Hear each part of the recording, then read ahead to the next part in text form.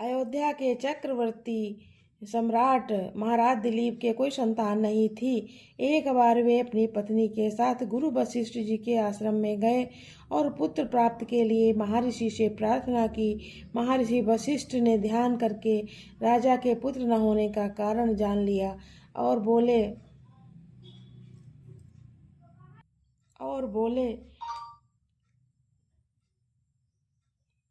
राजा के पुत्र न होने का कारण जान लिया और बोले, महाराज, आप देवराज इंद्र से मिलकर जब स्वर्ग से पृथ्वी पर आ रहे थे तो रास्ते में बड़ी कामधेनु को देखा ही नहीं।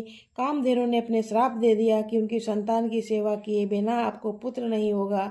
महाराज दिलीप बोले, गुरुदेव का सभी गाय कामधेनु की संतान है और गौ सेवा तो बड़े पुण्य का काम है, मैं गायों की सेवा करूंगा। वशिष्ठ जी ने बताया, मेरे आश्रम में जो नंदिनी नाम की गाय है वह कामधेनु की पुत्री है, आप उसी की सेवा करें। महाराजा दिलीप अपनी पत्नी के साथ ऋषि वशिष्ठ के आश्रम में रहने लगे। महाराजा दिलीप सवेरे ही नंदिनी के पीछे वन में जाते। नंदिनी जब खड़ी होती तो वे खड़े रहते, वो चलती तो उसके पीछे चलते, उसके बैठने पर ही बैठते और उसके जल पीने पर ही जल पीते। वे उसके शरीर पर एक मक्खी तक बैठने नहीं देते। संतान के समय जब संध्या के समय जब नंदिनी आश्रम को लौटती तो उसके पीछे पीछे महाराज लौट आते। महारानी सुदक्षिणा उस गाय की सायंकाल और प्रातःकाल पूजा करती, रात को उसके पास दीपक जलाती और महाराजा गौशाला में गाय के पास भूमि पर ही सोते। इस प्रकार 1 महीने तक महाराजा दिलीप ने बड़े परिश्रम और सावधानी से नंदिनी की सेवा की।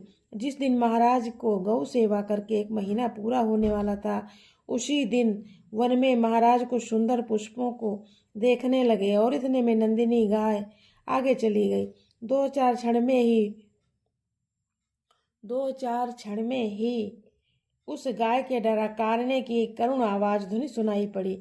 महाराज जब दौड़कर वहां पहुंचे, देखते हैं कि एक झरने के पास एक बड़ा भारी सिंह उस सुंदर गाय को दबाए बैठा है।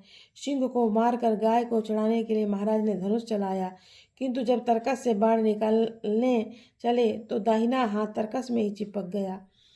आश्चर्य में पड़े महाराज दिलीप ने सिंह ने मनुष्य की भाषा में कहा, राजन, मैं कोई साधारण सिंह नहीं हूँ, मैं भगवान शिव जी का सेवक हूँ। अब आप यह से लौट जाइए। जिस काम को करने में अपना बस न चले उसे छोड़ देना में कोई दोष नहीं है। मैं भूखा हूँ, ये गाय मेरे भाग्य से ही यहाँ तक आई है, अब इससे मैं भूख नहीं मिटाऊंगा। महाराज दिलीप बड़ी नम्रता से बोले, आप भगवान शंकर के सेवक हैं, इसलिए मैं आपको प्रणाम करता हूँ।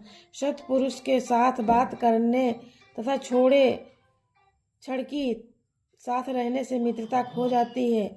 आपने जब कृपा करके मुझे अपना परिचय दे दिया तो मैंने ऊपर इतनी कृपा कीजिए कि इस गौ छोड़ दीजिए, इसके बदले में मुझे खाकर अपनी भूख मिटा लीजिए।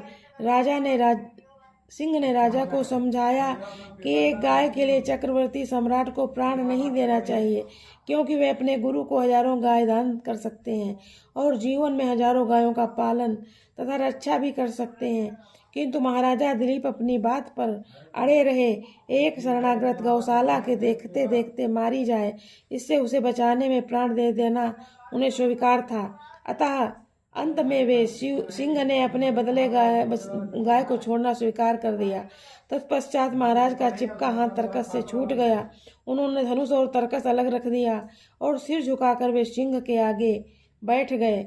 महाराज दिलीप से समझते थे कि अब उनके ऊपर कूदेगा और उन्हें फाड़ कर खा जाएगा, परंतु उनके ऊपर तो आकाश से फूलों की वर्षा होने लगी।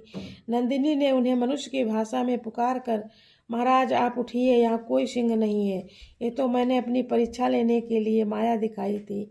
अब आप पत्ते के दोने में दूध का मेरा दूध पी लीजिए, आपके गुणवान तथा प्रतापी पुत्र होगा। महाराज उठे और उन्होंने उस कामधेनु गौ को प्रणाम किया।